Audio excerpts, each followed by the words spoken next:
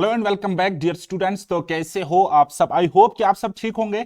हम पढ़ रहे हैं decision making and problem solving और ये रहने वाला है हमारा आज का lecture number 2 based on decision making and problem solving. इसमें हम कौन से क्वेश्चंस करेंगे? जो आपको दिख रहा है सिचुएशन बेस्ड क्वेश्चंस, राइट। तो आपके पास एक सिचुएशन होती है, आप लीडर होते हो या आप एक मेंबर होते हो या फिर आप एक हेड होते हो उस ऑर्गेनाइजेशन में, उस इंस्टीट्यूट में या उस किसी फंक्शन में। तो आपने क्या लेना होता है? डिसीजन लेना होता है और आपने कुछ स्टेप्स भी लेने होते हैं, ठीक। तो हमेशा की तरह मैं आपको पढ़ाऊंगा यहां पे basic to advance level approach है। Basic to advance level approach जैसे कि आपको पता है होगा कि सेंट्रल लेवल पे या स्टेट लेवल पे, सेंट्रल लेवल की बात करेगी या स्टेट लेवल की बात करेगी, ऐसा कोई भी एग्जाम लगभग नहीं है कट थ्रोट कंपटीशन वाला एग्जाम जो जिसमें कंपटीशन बहुत ज्यादा रहता है कि जो मैंने क्वालिफाई ना किया हो। जैसे कि एसएससी सीजीएल की बात करेंगे, ये मैं वन डे एग्जाम्स की मैं बात कर रहा हूं जहां पे सिर्फ एक पेपर होता है, लाइक केएएस आईएएस को छोड़ के, यूपीएससी को छोड़ के। इसी तरीके से आरआरबी एनटीपीसी जिसके फॉर्म रिसेंटली निकले हुए हैं तो उसमें ये टॉपिक पूछा जाता है decision making and problem solving. तो इसी तरीके से फिर अगर आप स्टेट लेवल पे बात करोगे तो वो तो आपको पता ही होगा, ठीक है ठीक है। तो चलिए स्टार्ट करते, एक्सपीरियंस ठीक ठाक रखता हूं तो हमेशा की तरह बेसिक टू एडवांस लेवल में आपको पढ़ा होगा। बिल्कुल आसान से आसान चीज से हम स्टार्ट करेंगे और मैं आपको ये टॉपिक लेके जाऊंगा, इतना डेप्थ में जाऊंगा कि आप यूपीएससी के क्वेश्चंस भी बस देखते ही सॉल्व करो, है ना। लेकिन इस कंटेंट को मुझे लाने में टाइम लगता है, बनाने में, टाइप वाइप वगैरह करने में, तो थोड़ा सा पेशेंस रखा करो। मैंने आपको वर्ड जो दिया था कि आप फॉरेस्टर एग्जाम में 64 में से लगभग 60 के आसपास मुझसे अगर कंप्लीट पढ़ते हो तो इतना स्कोर आपका रहेगा, तो वो प्रॉमिस में पूरा करोगे। तो चलिए लेट्स गेट स्टार्टेड, अब समझने की कोशिश करेंगे। चलिए बेटा देखिए, क्वेश्चन नंबर 1 आपको दिख रहा होगा, कहता है you are leading a team project and encounter a setback due to unexpected resource constraints. What should you do first? कहता है अगर आप लीड करते हो किसी प्रोजेक्ट को, टीम प्रोजेक्ट को अगर आप लीड कर रहे हो और आपने देखा कि एक सेटबैक आया हुआ है, किस चीज की वजह से? सेटबैक मतलब थोड़ा सा मतलब मायूस सिचुएशन, अनएक्सपेक्टेड रिसोर्स कॉन्स्टेंट्स की वजह से, यानी कि रिसोर्सेज जो है वो अनएक्सपेक्टेडली कम हो गए, कॉन्स्टेंट आ गया वहां पे। What should you do first? तो पहले आप, सबसे पहले आप क्या करोगे? First point is panic and blame team members for the setback. कहता है आप पैनिक करोगे और ब्लेम करोगे टीम मेंबर्स को कि आप इस सेटबैक के जिम्मेदार हो। B option, ignore the problem and hope it resolves itself. आप प्रॉब्लम को नजरअंदाज करोगे और आप ये उम्मीद रखोगे कि ये जो प्रॉब्लम है, ये जो सेटबैक है, ये खुद ब खुद ठीक हो जाएगा। ये तो गलत बात है ना। तीसरा option, identify alternative solutions and discuss them with the team. हाँ, ये आंसर हो सकता है। मैंने आपको लास्ट टाइम फर्स्ट लेक्चर में पढ़ाया कि हमारे पास बहुत ज्यादा अल्टरनेटिव्स होते हैं, तो हम करेक्ट वन अल्टरनेटिव को चूज करते हैं और उसको फिर इंप्लीमेंट करके प्रॉब्लम को सॉल्व करते हैं। तो हाँ, आप आइडेंटिफाई करोगे हमारे पास क्या क्या अल्टरनेटिव्स है, क्या क्या सॉल्यूशंस है, उन अल्टरनेटिव्स को टीम के साथ, एक्सपर्ट टीम के साथ डिस्कस करोगे, देन उसके बाद उसको इंप्लीमेंट करके इस सेटबैक को दूर करोगे। तो डी ऑप्शन है हमारे पास, अबंडोन द प्रोजेक्ट एंटायरली। आप प्रोजेक्ट को ही छोड़ दोगे, अबंडोन करोगे। तो option C is correct answer here, ठीक है। तो ऑप्शन सी हमारे पास करेक्ट आंसर है। क्या कहता है कि identify alternative solutions and discuss with them with the team. Explanation: in this situation the most effective approach is to involve the team in brainstorming alternative solutions to overcome the resource constraints. और last lecture में मैंने आपको बताया कि brainstorming क्या होता है। Brainstorming approach होता है कि जब हम किसी टीम के साथ किसी चीज के लिए डिस्कस करेंगे और बेस्ट ऑल्टरनेटिव वहां से पिक करेंगे। I hope you are getting each and every point. Question number 1 आपका सॉल्व हो चुका है। चलते हैं क्वेश्चन नंबर 2 पर। क्वेश्चन नंबर 2 आपकी स्क्रीन पर कुछ इस तरीके से है, कहता है you are tasked with selecting a vendor for a crucial project component. However, two vendors have similar offerings. What should you prioritize in your decision making process? क्या कहता है? कहता है फॉर एग्जाम्पल आप एक टीम के हेड हो और आपको ये टास्क दिया गया है कि आपको एक वेंडर चूज करना है। आपके पास दो वेंडर्स हैं तो जो उनके फीचर्स से सिमिलर ऑफरिंग्स है, यानी कि उनके ऑफर सिमिलर है, एक जैसे है, ठीक है। दो वेंडर आपके पास है लेकिन आपने क्या चुनना है? एक चुनना है। What should you prioritize in your decision making process? तो आप किस चीज के लिए प्रायोरिटी दे दोगे, ठीक है। ऑप्शन ए आपको दिख रहा होगा, कहते choose the vendor with the lowest price. आप आप उस वेंडर को चूज करोगे जिसने अपनी कीमत कम रखी होगी। क्या ये हो सकता है? आप बोलोगे से शायद हो सकता है। सेकंड, आप देख लो, choose the vendor with the longest history in the industry. आप वो वेंडर चूज करोगे जिसकी हिस्ट्री ज्यादा रही होगी इंडस्ट्री में। ठीक है। तीसरा हम देखेंगे, conduct a thorough evaluation of each vendor strengths and weaknesses. कहता है आप क्या करोगे, ये थोरो इवैल्यूएशन करोगे हर एक वेंडर की, उनकी स्ट्रेंथ एंड उनकी वीकनेसेस की। ठीक है। तो डी ऑप्शन क्या है हमारे पास, select the vendor recommended by colleague. कहता है आप वही वेंडर सिलेक्ट करोगे जो वेंडर आपको रिकमेंड करेगा अपना कोई कलीग। सो कौन सा ऑप्शन यहां पे बेस्ट हो सकता है? हमें तो चारों ऑप्शंस ठीक ठाक लगते हैं, लेकिन best appropriate answer is option C. आप क्या करोगे, कंडक्ट करोगे थोरो इवैल्यूएशन, इवैल्यूएट करोगे दोनों वेंडर्स के, उनकी स्ट्रेंथ्स को और उनकी वीकनेसेस को समझोगे। यानी कि आप दोनों वेंडर्स की स्वॉट एनालिसिस करोगे, तो उसके बाद आप किसी कंक्लूजन पे पहुंचोगे, देन उसके बाद आप सेट करोगे अपने लिए उसको। तो इस तरीके से option C is correct answer, option C is correct answer. ठीक। एक्सप्लेनेशन देख लीजिए। कहता है in this situation it is essential to conduct a comprehensive evaluation of each vendors strengths and weaknesses to make an informed decision. चलिए next question, question number 3। कहता है you are leading a team tasked with developing a new project. However, there is disagreement among team members about the product's design. What should you do? Suppose आप lead करते हो किसी team को और आपके पास ये टास्क है कि आपने डेवलप करना एक न्यू प्रोडक्ट। लेकिन अब क्या होता है कि डिसएग्रीमेंट है टीम मेंबर्स में। आपके अंडर कोई टीम काम करती है तो उनमें एक डिसएग्रीमेंट है। किस चीज के हवाले से? प्रोडक्ट के डिजाइन के हवाले से उनमें डिसएग्रीमेंट है। एक मेंबर कहता होगा ए डिजाइन होना चाहिए, दूसरा होता था बी डिजाइन होना चाहिए, तीसरा कहता है सी डिजाइन होना चाहिए। यानी कि डिसएग्रीमेंट है प्रोडक्ट्स के डिजाइन को लेकर। तो आप इस सिचुएशन में क्या करोगे? आप क्या कर सकते हो? चलिए जी देखते हैं। ऑप्शन नंबर फर्स्ट कहता है dictate the product design to the team. आप डिक्टेट करोगे प्रोडक्ट डिजाइन, टीम को करोगे डिक्टेट कि ऐसा ऐसा डिजाइन हमारे पास होना चाहिए। दूसरा, avoid conflict by ignoring the disagreement. आप कॉन्फ्लिक्ट को ही अवॉइड करोगे, ये तो हो ही नहीं सकता, ये कभी नहीं हो सकता है। आप कॉन्फ्लिक्ट को अवॉइड नहीं कर सकते हैं। आपको देखना है डिसएग्रीमेंट क्यों है और वहां पे पॉजिटिव आउटकम को आपने टिक करना है, सिलेक्ट करना है? सी देख लो आप, facilitate a collaborative discussion to address concerns and find a consensus। हाँ, ये मोस्ट अप्रोप्रिएट मुझे लग रहा है। आप फैसिलिटेट करोगे एक कोलैबोरेटिव डिसीजन, यानी कि सब मिल बांट कर एक कोलैबोरेटिव डिस्कशन करेंगे हैं। देन उसके बाद आप एड्रेस करोगे कंसर्न्स और आप किसी न किसी कंक्लूजन पे बाद में पहुंचाओगे। डी ऑप्शन है हमारे पास, assign the product design task to an external consultant. आप प्रोडक्ट डिजाइन को, इस टास्क को एक्सटर्नल कंसल्टेंट को हैंड ओवर करोगे, उसको बोलोगे कि क्या करना है ना। ये भी तो बिल्कुल ही नहीं हो सकता है। तो therefore option C is most appropriate and correct answer. आप क्या करोगे, एक फैसिलिटेट करोगे कोलैबोरेटिव डिस्कशन, सारे मेंबर्स के साथ डिस्कशन करेंगे, वो अपना अपना मुद्दा सामने रखेंगे, एग्रीमेंट क्यों, किस बात पे वो एग्री करेंगे, किस बात पे वो डिसएग्री कर रहे हैं एक दूसरे के साथ और क्यों कर रहे हैं।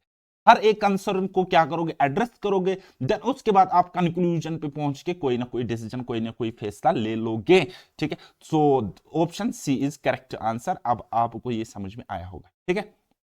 So, in this situation, facilitating a collaborative decision among the team members allows for addressing concerns and finding a solution that everyone can agree on। यही मैं कह रहा हूं कि सब उसमें अपना अपना मतलब ये इत्तेफाक रखते होंगे टीम मेंबर्स, राइट। चलिए ऑप्शन, क्वेश्चन नंबर 4 कहता है you are presented with 2 job offers. आपको प्रेजेंट करना है या कर रहे हो 2 job offers, both offering similar salary packages. दोनों वहां पे सैलरी की क्या अगर बात करेगी तो सैलरी पैकेज सेम है, but with different work environment. लेकिन वर्क एनवायरनमेंट 2 जॉब्स के लिए अलग अलग है। What should you consider in making your decision? आपको अगर एक डिसीजन लेना है तो आप क्या कंसिडर वहां पे करोगे? दोनों जॉब्स की सैलरी सेम है, ठीक है, लेकिन वर्किंग एनवायरनमेंट अलग अलग है, डिफरेंट है। Option A, only consider the salary offered. सिर्फ और सिर्फ आप कंसिडर करोगे सैलरी ऑफर्ड, लेकिन सैलरी तो बहुत दोनों जगहों पे सेम है ना।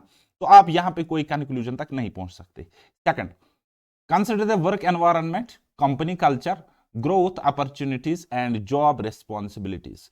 ये तो आप कंसिडर करोगे वर्क एनवायरनमेंट को, लाइक कंपनी का कल्चर क्या है, ग्रोथ अपॉर्चुनिटीज क्या है वहां पे, एंड जॉब रिस्पॉन्सिबिलिटीज यानी कि योर ड्यूटीज क्या रहने वाली है इस जॉब में। सपोज आप एक जॉब एस्पिरेंट हो, now you have to take the decision, right. Now option C, flip a coin to make the decision. ये वो हो गया मेरा वो बचपन वाला अप्रोच। जब मैं किसी सिचुएशन में यस नो कंडीशन में फंस जाता था ना, तो मैं क्या कर लेता था, टॉस कर लेता था, ठीक है। मैं सोचता था मैं ऊपर वाले पे छोड़ता हूं, अगर हेड आ गया तो मैं यस करूंगा, अगर टेल आ गया तो मैं नो करूंगा। But this is not a good approach for decision making है। कभी कभी मुझे भी बहुत ज्यादा लेने के देने पड़ गए इस चीज की वजह से। चलिए जी, तो ये भी गलत हो सकता है। तो चौथा देखो, four option, choose the job offer closest to your home. कहता आप ऐसी जॉब ऑफर को चूज करोगे जो अपने घर के पास हो। ये हो गया मेरा प्रेजेंट वाला सिनारियो, जो मैं प्रेजेंट में सोच रहा हूं कि मैं चाहता हूं और मेरी छोटी ही जॉब हो लेकिन घर के सामने हो, मैं फैमिली के साथ एंजॉय करूं, मैं उधर इधर घूमूं, क्रिकेट खेलूं, मजे ले लो जिंदगी के। तो ये मेरी प्रायोरिटी है। बट इस केस में आपका मोस्ट अप्रोप्राइट जो है वो ये वाला ऑप्शन है, option B is correct answer. ठीक है, आप क्या करोगे, वर्क एनवायरनमेंट को कंसिडर करके आप कंपनी कल्चर समझोगे, ग्रोथ अपॉर्चुनिटीज देखोगे एंड जॉब रिस्पॉन्सिबिलिटीज देखोगे। So therefore option B is correct answer. ये आपके करियर के लिए बेस्ट हो सकता है, मजे लेने के लिए नहीं। चलिए next question number 5, your company is considering launching a new product. आप किसी कंपनी में काम कर रहे हो और वो कंसिडर कर रहे हैं कि अब हमें एक लॉन्च करना है एक प्रोडक्ट को, but market research indicates a high level of competition. लेकिन मार्केट की जो कंडीशंस है वो इंडिकेट करती है, वो रिसर्च हमें दिखाता है कि मार्केट का पे जो हमने रिसर्च किया वो हमें इंडिकेट करता है कि कंपटीशन का लेवल बहुत ज्यादा है मार्केट में है। What should you do next, आप नेक्स्ट क्या करोगे? ठीक है, आपको क्या करना है, प्रोडक्ट लॉन्च करना है, लेकिन मार्केट में ऑलरेडी कंपटीशन चल रहा है, बाकी प्रोडक्ट्स अच्छे अच्छे कंपटीशन में है। तो आप क्या करोगे यहां पे इस सिचुएशन में? ठीक है, ऑप्शन ए है हमारे पास, proceed with launching the product without further analysis. आप ऐसे ही हुम्मा शुम्मा में लॉन्च करोगे प्रोडक्ट को फर्दर एनालिसिस करने के बगैर, लेकिन वो काम तो फेल हो सकता है ना बेटा, क्योंकि बाकी तो वहां पे एमी टाइम पास करने नहीं आते हैं ना, उन्होंने भी अपने प्रोडक्ट्स लॉन्च किए हैं और उनका मार्केट वहां पे बना हुआ है। तो therefore there is a high competition. Okay, तो चलिए जी ऑप्शन बी देख लो, conduct a SWOT analysis to assess the viability of launching the product। आप अपने प्रोडक्ट की क्या करोगे, स्वॉट एनालिसिस करोगे। स्वॉट एनालिसिस क्या मतलब क्या है, मैंने आपको लास्ट टाइम बताया कि मैं हमेशा अपने आप पर स्वॉट एनालिसिस करता हूं, देन उसके बाद डिसीजन लेता हूं, शायद इसलिए मैं कामयाब होता हूं। स्वॉट एनालिसिस का मतलब अपनी स्ट्रेंथ को जानना। यहां पे आप अगर प्रोडक्ट की स्वॉट एनालिसिस करोगे तो इस प्रोडक्ट की स्ट्रेंथ जान लोगे, इस प्रोडक्ट की वीकनेस आप जान लोगे, इस प्रोडक्ट की आप अपॉर्चुनिटीज जान लोगे, ठीक है, यानी कि ये क्या कहां कहां पे बेस्ट कर सकता है। और इसी तरीके से इस प्रोडक्ट की थ्रेट्स आप जान सकते हो, ठीक है, कहां कहां से इस प्रोडक्ट की लॉन्च करने के लिए थ्रेट हो सकता है, कहां कहां पे हमें लॉस हो सकता है। ठीक है, तो ये स्वॉट एनालिसिस आप करोगे। हाँ, ये एक बेटर ऑप्शन हो सकता है, this must be a better option. ठीक है, option C, ignore the competition and launch the product anyway. आप कंपटीशन को मानोगे ही नहीं, इग्नोर करोगे उस चीज को और प्रोडक्ट को लॉन्च करोगे ना, इसमें तो लेने के देने पड़ जाएंगे, है ना। तो इसी तरीके से option 4, abandon the idea of launching the product all together. आप बताओगे हम प्रोडक्ट ही लॉन्च नहीं करेंगे क्योंकि मार्केट में कंपटीशन है, तो आप हट जाओगे, आप हार मान लोगे, फिर तो ग्रो कभी कर नहीं पाओगे। सो ऑप्शन डी भी हट गया, ऑप्शन सी भी हट गया, option B is correct answer. क्या है, क्यों है करेक्ट आंसर? क्योंकि आप यहां पे कुछ स्वॉट एनालिसिस करोगे और देन सारी सिचुएशंस को आप एसेस करोगे, आप देखोगे कि अपॉर्चुनिटीज कहां पे है, आप देखोगे कि पॉजिटिव्स क्या है, नेगेटिव्स क्या है, थ्रेट्स कहां पे है, वीकनेस क्या है, स्ट्रेंथ क्या है, देन उसके बाद वाह विशित आप नाव उतराओगे। माइनस उसका मतलब क्या हो गया, उसका मतलब वही हो गया, सारा कुछ एनालाइज करके आप स्टेप ले लोगे और वो सोचा समझा स्टेप होगा और वो कामयाबी की तरफ जरूर बढ़ जाएगा, है। चलिए जी, ये देखिए explanation. In the situation conducting a स्वॉट analysis allows for a comprehensive assessment of the product strengths, weakness, opportunities and threats, helping to make an informed decision. है, एक अच्छा डिसीजन आप वहां पे ले लोगे about whether to proceed with the launch. Okay, next चलिए जी, क्वेश्चन नंबर 6 बनाइए। क्वेश्चन नंबर 6 कहता है you are managing a project with a tight deadline. आप मैनेज कर रहे हो एक प्रोजेक्ट को जहां पे डेडलाइन क्या है, टाइट टाइट डेडलाइन है, ऊपर से ऑर्डर्स है वो ये वगैरह है ना। And unexpected issues have risen, और कुछ ऐसे इश्यूज रेज गए जो एक्सपेक्ट नहीं किए थे, अनएक्सपेक्टेडली, ठीक है। तो उस चीज की वजह से कॉजिंग डिले हो गया, ठीक है। What should you do to address this situation. आप इस सिचुएशन को एड्रेस करने के लिए क्या करोगे या आपको क्या करना चाहिए। 4 options are given below, option A B C and D. चलिए जी, ऑप्शन ए समझते, blame team members for the delays. आप टीम मेंबर्स को ब्लेम करोगे, ये तो ब्लेम नेगेटिव वर्ड ही है ना, ये तो लूजर कहते हैं ब्लेम, तो ऑप्शन ए हट गया। चलिए जी, option B, extend the deadline without consulting stakeholders. आप डेडलाइन को एक्सटेंड करोगे, और एक्सटेंड ही नहीं करोगे बल्कि एक तरफा फैसला करोगे, जो स्टेक होल्डर्स है उनको कंसिडर ही नहीं करोगे, उनको आप पूछोगे ही नहीं है, उनकी कोई वैल्यू ही नहीं करोगे। सो ऑप्शन बी हट गया। हाँ, एक्सटेंड, डेडलाइन को एक्सटेंड कर सकते हैं। देखो भाई साहब, अगर आपने कोई प्रोजेक्ट करना है, आपको वो कंप्लीट करना है 30th ऑफ मई तक या 30th ऑफ जून तक, अगर आपने वो कंप्लीट करना है तो आप उसको एक्सटेंड, नो मैटर, आप उसको करा सकते हो, लेकिन आपको कंसल्ट करना पड़ेगा स्टेक होल्डर्स को। ये तो कहता है विदाउट कंसल्टिंग स्टेक होल्डर्स, ये गुंडागर्दी थोड़ी चलेगी है, मजाक थोड़ी है? चलिए, option C, analyse the root cause of the issues and develop a plan to mitigate them. Yes, this should be the correct answer. आप रूट कॉज को समझोगे, उसको एनालाइज करोगे कि ऐसा क्यों हुआ है, और डेवलप करोगे एक प्लान। देखो, पहले रूट काज समझोगे कि ऐसा काज डिले क्यों हुआ, ये अनएक्सपेक्टेड इश्यूज जो हुए क्यों हुए, कैसे हुए, इसके कॉजिंग फैक्टर्स क्या है। देन उसके बाद आप एक प्लान बनाओगे, develop a plan to mitigate them.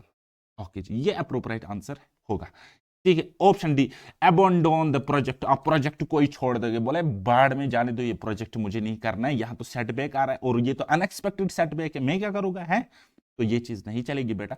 आप यहां पे एक प्रोजेक्ट मैनेजर हो, आप मैनेज कर रहे हो किसी बड़े प्रोजेक्ट को, सो आप में समझदारी होनी चाहिए, आप में ये सलाहियत होनी चाहिए कि आप रूट कॉज को आइडेंटिफाई करो, समझो, देन उसके बाद उन इश्यूज को एड्रेस करो, एक प्लान बनाओ और उसको एग्जीक्यूट करो। चलिए जी, option C is correct answer.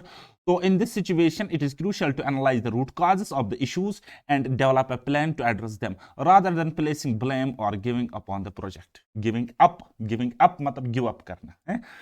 तो चलिए, मुझे उम्मीद है आप समझ रहे हो, थोड़ा सा फनी लग रहा होगा मेरा पढ़ाना, बट क्या करे, मेरा अंदाज ही ऐसे ही है, अंदाज ही निराले है। चलिए, ऑप्शन, क्वेश्चन नंबर 7 कहता है you are tasked with selecting a software vendor for your company's new project management system. आपको एक टास्क दिया जाता है, उस टास्क में आपने क्या करना है कि एक सिलेक्ट करना है सॉफ्टवेयर वेंडर अपनी कंपनी के लिए। क्यों? क्योंकि न्यू प्रोजेक्ट मैनेजमेंट सिस्टम के लिए ये आपको चाहिए। ओके जी, कहता one vendor offers advanced features but is more expensive. कहता एक जो वेंडर है वो हमें एडवांस फीचर दे रहा है, लेकिन उसकी कीमत ज्यादा है, मोर एक्सपेंसिव, वो वेंडर ज्यादा पड़ रहा है। वेंडर मतलब हो गया जैसे कि आपका एग्जाम कराती थी लास्ट टाइम एपटेक कंपनी, है ना, तो वो एपटेक जो है जिसने कॉन्ट्रैक्ट लिया वही हो गया वेंडर। बात आई समझ? उनके पास सॉफ्टवेयर वगैरह होते। चलिए जी, दूसरा, while the other vendor, जो दूसरा वेंडर है, offers basic features at lower cost, वो बेसिक फीचर्स देता है लेकिन लोअर कॉस्ट पे देता है। What should you consider in your decision making? अब आपको क्या कंसिडर करना चाहिए? अगर लेमैन को बोलेगे, वो बोलेगा मैं जरूरत शुद्ध पनाहदार, वो बोलेगा मुझे सस्ता ही सस्ता चाहिए, है ना। लेकिन अब ये कंपनी का मसला है, ग्रोथ का मसला है, बाकी सारी चीजें कंसिडर करनी पड़ेगी, और अगर आप एक समझदार हो तो आप एक समझदार इंसान की तरह काम करोगे, है ना। तो चलिए जी, ऑप्शन पर जाते हैं और इनको हम देखते हैं। ऑप्शन ए हमारे पास कहता है choose the vendor with the most advanced features regardless of cost. कहता है हम उस वेंडर को चूज करेंगे जिसमें ज्यादा एडवांस्ड फीचर्स है, कॉस्ट को गोली मारो, कॉस्ट पे हम ध्यान ही नहीं देंगे, ठीक है। लेकिन ये भी थोड़ा सा इरिलेवेंट हो जाएगा ना, क्योंकि आपको कॉस्ट को भी कंसिडर करना पड़ेगा। ऐसा ना हो कि आपका एक्सपेंडिचर ज्यादा हो, बाद में रेवेन्यू वहां से कम हो, है, ख्याल रखना पड़ेगा अपने बजट का। दूसरा, choose the vendor with the lowest cost to save money. आप दूसरे वेंडर को चूज करोगे पैसा बचाने के चक्कर में। हो सकता है कंपनी के पास सफिशिएंट अमाउंट ऑफ मनी हो, बहुत ज्यादा पैसा हो, ठीक है, फिर भी आप अगर ये बेवकूफी कर रहे हो तो ये तो बेवकूफी होगी, इससे कंपनी का तो लॉस ही हो जाएगा। सो ऑप्शन बी भी नहीं हो सकता। तीसरा देखिए, conduct a cost benefit analysis to compare the value offered by each vendor. हाँ, this is the best and correct answer. आप क्या करोगे, कॉस्ट बेनिफिट एनालिसिस करोगे कि अगर मेरा इनपुट कॉस्ट आ रहा है, अगर मेरा इनपुट कॉस्ट आ रहा है इतना सा, तो क्या मुझे आउटपुट इतना सा आ रहा है, आउटपुट इतना सा आता है। इसको कहते हैं cost benefit analysis of cost and revenue, यानी कि इनपुट एंड आउटपुट को कंपेयर करते हो, ठीक है। फिर आपको देखना है कि मेरा प्रॉफिट कहां पे ज्यादा आ रहा है, वेंडर ए में या वेंडर बी में, वेंडर फर्स्ट या वेंडर सेकंड में। चौथा ऑप्शन है choose the vendor based on personal preference. गला खराब है, ये करेगा। चलिए, choose the vendor based on personal preference. Personal preference की बुनियाद पे आप चूज करोगे वेंडर को, ना जी ना, ये पर्सनल नहीं चलेगा है। यहाँ पे कंपनी है, उस पर बहुत सारे एम्प्लॉयज और उस पर सारा बहुत बड़ा बिजनेस डिपेंड करता है। तो option C is correct answer. आप कॉस्ट बेनिफिट एनालिसिस करोगे। तो इसमें देखिए कॉस्ट बेनिफिट एनालिसिस में क्या होता है कि इन this situation conducting cost benefit analysis allows for comparison of the value offered by each vendor. Value offered मतलब वो आपको कितना प्रॉफिट प्रोवाइड करता है, वहां से देता है, considering both the features and the cost. चलिए नेक्स्ट बनाइए क्वेश्चन नंबर 8। कहता है you are leading a team project, आप लीड करते हो किसी टीम प्रोजेक्ट को, and conflict arises between two team members regarding the project timeline. और वहां पे एक कॉन्फ्लिक्ट होता है दो टीम मेंबर्स में रिगार्डिंग प्रोजेक्ट टाइमलाइन, यानी कि प्रोजेक्ट टाइमलाइन को लेकर कॉन्फ्लिक्ट वहां पे होता है दो टीम मेंबर्स के दरमियान। कहता है उसके बाद what should you do to resolve the conflict, आप इस कॉन्फ्लिक्ट को रिजॉल्व करने के लिए क्या करोगे या आपको क्या करना चाहिए, बताइए क्या करना चाहिए। ऑप्शन ए देखिए, कहता है ignore the conflict and hope it resolves itself. आप इग्नोर करोगे कॉन्फ्लिक्ट को और बोलोगे कि ये खुद ब खुद ठीक होएगा। खुद ब खुद कैसे ठीक होएगा, दोनों ईगो पे ले लेंगे, हैं खराबी हो जाएगी। तो ऑप्शन ए हट गया। दूसरा देखिए, meditate a discussion between the two team members to understand their perspectives and find a compromise।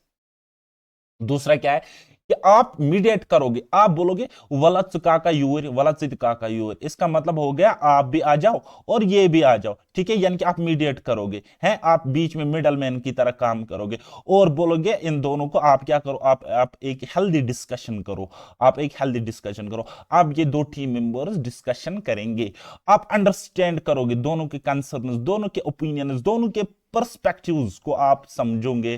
Then उसके बाद बोलोगे कि आप यहां पे अब दोनों कंप्रोमाइज करो और एक कलेक्टिव डिसीजन ले लो इस चीज के हवाले से। So this is the best in my opinion, best correct. अगर मैं होता तो मैं ये चीज कर लेता।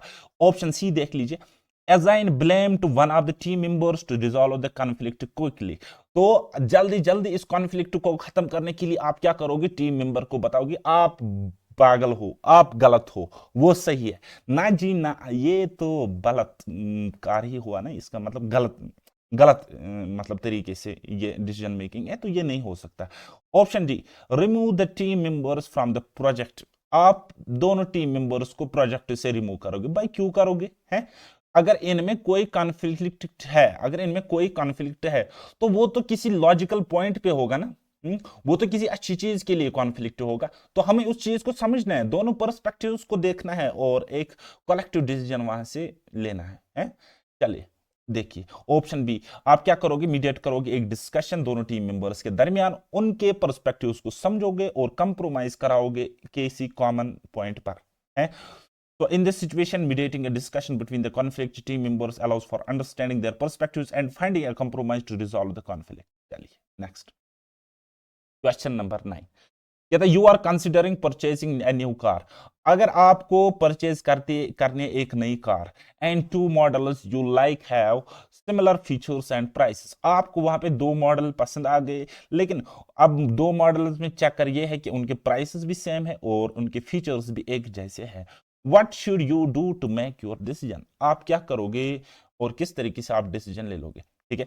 जैसे कि मैं गया कहीं शोरूम में, अब मुझे कोई कार लेनी है, सपोज मुझे रेंज रोवर लेनी है, वैसे लेनी नहीं होगी मुझे, है बस शौक है। ठीक है। तो लेकिन मुझे अब सिमिलर फीचर्स वाले कार ए मिल रही है, कार बी मिल रही है, या कोई और कार अगर मुझे लेनी होगा, तो दोनों के सिमिलर फीचर्स है, दोनों की प्राइसेस भी सेम है। अब मैं कंफ्यूज हो गया, दिल तो कहता है मैं दोनों ले लूं, हाँ? एक खुद रख लो, एक उसको दे दो, मतलब घर में किसी को दे दो, है तो लेकिन अब हो नहीं सकता ना, आमदनी अठानी खर्चा रुपया वाली कंडीशन है। तो चलिए, मुझे अब डिसीजन लेना, तो मैं कैसे डिसीजन ले लूंगा, चलिए देखो। देखो, choose the car based on its colour, मैं चूज करूंगा कार को इसके कलर पे। अब मेरे कलर्स तो बहुत बहुत पसंद हैं डिपेंड करता है मेरी मिजाज पे। चलिए जी, बी ऑप्शन देखो, conduct research on the reliability and fuel efficiency of each car, मैं कंडक्ट करूंगा रिसर्च इनकी रिलायबिलिटी पे और एफिशिएंसी देखूंगा, फ्यूल की एफिशिएंसी देखूंगा हर एक कार की। तीसरा, purchase the car recommended by a friend, ना ना ना, दोस्त की सलाह में नहीं लेता। चलिए जी, buy the car with the most appealing design, में वो कार करोगे जिसका डिजाइन ज्यादा अपीलिंग होगा। तो कहीं ना कहीं ऑप्शन बी मुझे ठीक लग रहा है इस केस में, और वही इस क्वेश्चन का करेक्ट आंसर, ऑप्शन सेकंड, है ना। तो इस सिचुएशन में क्या करोगे, मैं कंडक्ट करूंगा एक रिसर्च, थोड़ा टाइम ले लूंगा, देखोगे किस कार की कैसी रिलायबिलिटी है, क्योंकि ये जरूरी नहीं है कि उनके फीचर्स सेम है, उनके प्राइसेस सेम है तो उनकी रिलायबिलिटी सेम होगी ना, या उनकी फ्यूल एफिशिएंसी सेम होगी ना। ठीक है, तो इस तरीके से मैं यहाँ पे ले लूंगा एक इन्फॉर्मेड डिसीजन, और ऑब्जेक्टिव क्राइटेरिया मेरा फिक्स होगा, है तो ये डिसीजन मेरे लिए बेटर होगा। चलिए, आखिरी सवाल आज के इस टॉपिक का, चलिए जी नेक्स्ट, क्वेश्चन नंबर 10 कहता है, you are project manager facing budget constraints, आप एक प्रोजेक्ट मैनेजर हो और आप बजट कॉन्स्टेंट फेस कर रहे हो। बजट कॉन्स्टेंट का मतलब क्या होता है, जितना आपको खर्चा करना है, जितना आपको खर्चा करना है उतना आपके बजट में नहीं है।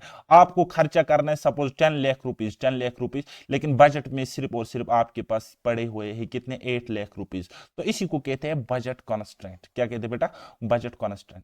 ठीक है, जब बजट आपका छोटा होता होगा।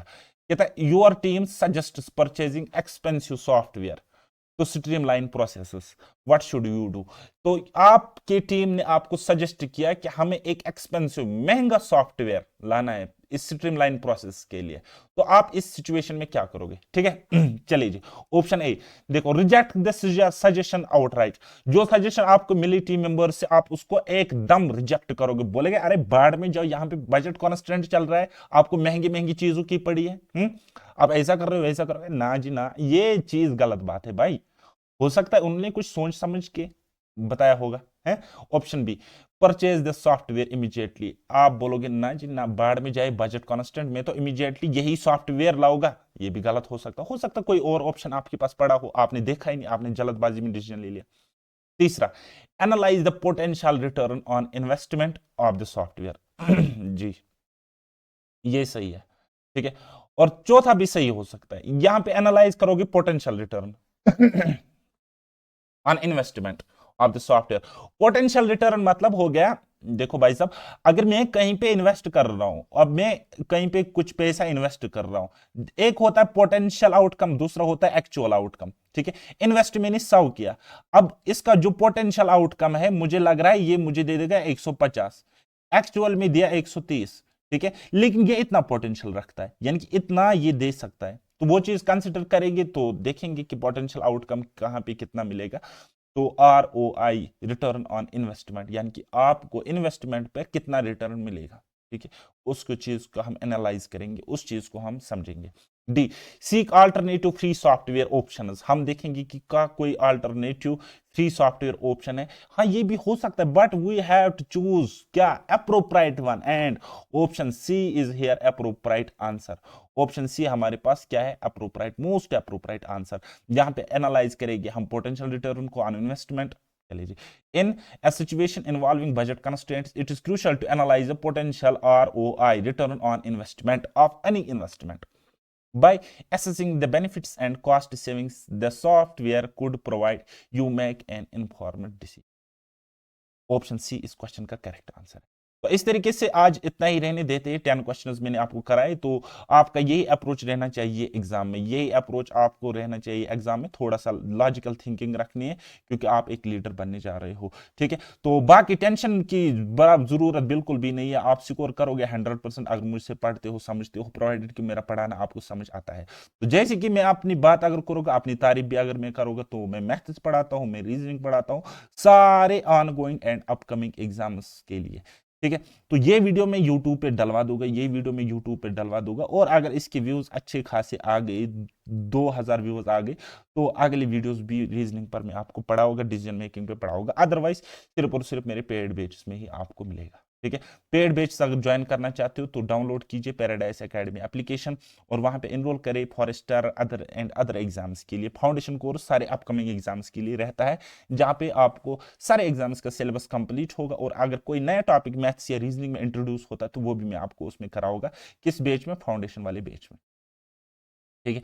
तो बाकी आपको कोई भी क्वेरी हो, अच्छा स्टूडेंट्स को डाउट आते रहते हैं ना, तो मैंने डाउट ग्रुप बनाया हुआ है टेलीग्राम पे, तो वहां से ज्वाइन किया करो। ठीक है। सारे प्रकार के टाइप, हर एक सब्जेक्ट के रिलेटेड कोई डाउट हो वहां पे आप पूछ सकते हो। जहर टाइप के selected and non selected aspirants वहां पे है, वो आपकी हेल्प जरूर करेंगे, और मैं भी वहां पे एक्टिव रहता हूँ। उसके अलावा टेलीग्राम चैनल को आप ज्वाइन करो, पैराडाइज एकेडमी, वहां पे मैं आपको अदर सेक्शंस के रिलेटेड भी रिलेवेंट कंटेंट देता हूं, जिससे आपका एग्जाम क्वालिफाई करने में बहुत ज़्यादा आसाइश होती है। क्योंकि बीइंग एन एवरेज स्टूडेंट, जब मैंने इतने एग्जाम्स क्वालिफाई किए, तो आप क्यों नहीं कर सकते भाई? बस एक राइट डायरेक्शन होनी चाहिए। चलिए मिलते हैं फिर कभी, तब तक के लिए बाय बाय, टेक केयर, अल्लाह हाफिज, और मेहनत करते रहिए।